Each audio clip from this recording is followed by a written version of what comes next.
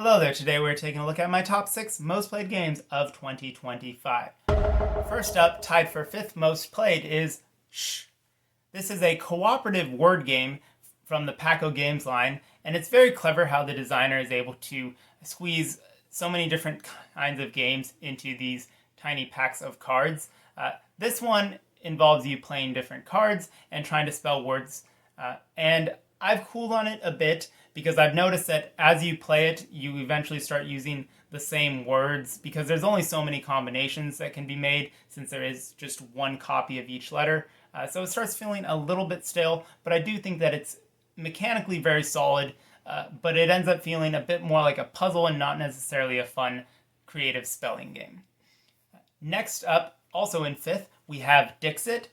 Dixit is a fantastic party game, which is essentially a combination of apples to apples and artwork. There's so many different expansions, they all have different artists, and it's just a very pretty game to look at, but also a fun game to play.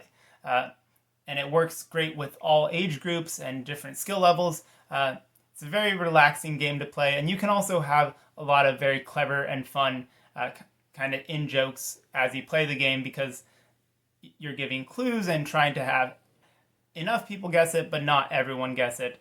And so I enjoyed that kind of storytelling aspect as well. Next up, we have my 4th most played game of last year, which is The Art Project.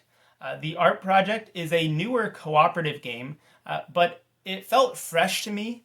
A lot of cooperative games tend to follow the pattern where you take some actions and then you turn over a card to see what bad things happen. This has a different approach. It has no turn order.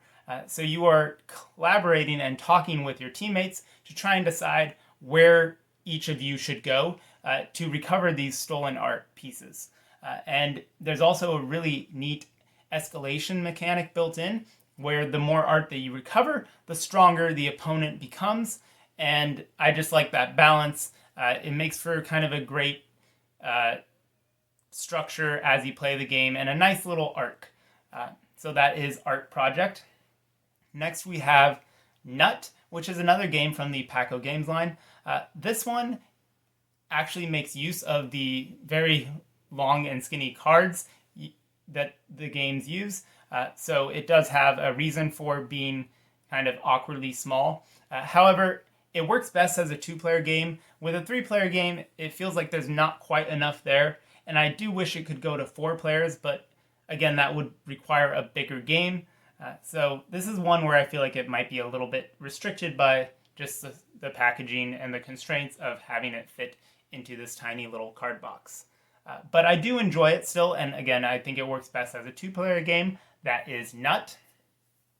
Next is That's Not a Hat, which is a fun party game.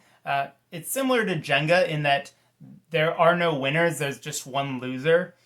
Technically, there's a way to keep score, but I don't know anyone who does that.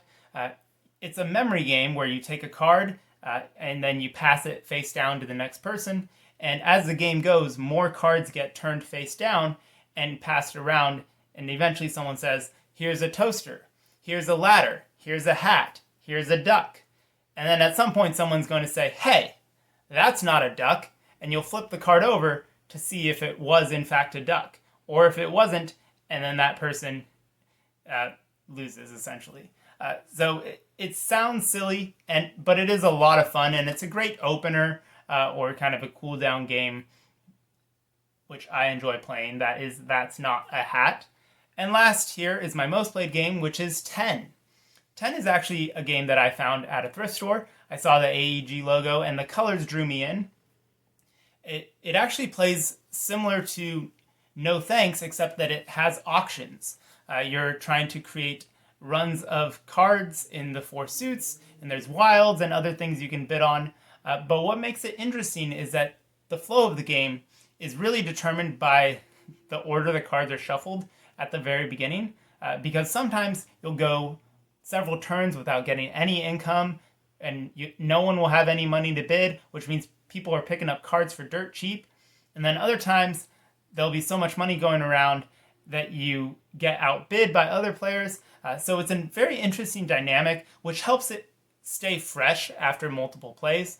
So if you play a game right after the other, it's going to feel pretty different because of the dynamics of the cards and the order in which they come up. So that's 10. I really enjoy it.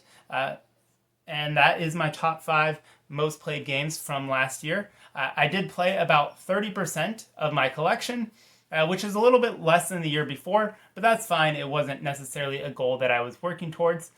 Let me know your thoughts about these games in the comments, or what games you played last year. I'd love to hear about it. And if you enjoyed the content, consider giving the video a like and subscribe to Board Games, Bricks, and Hobbies. Take care.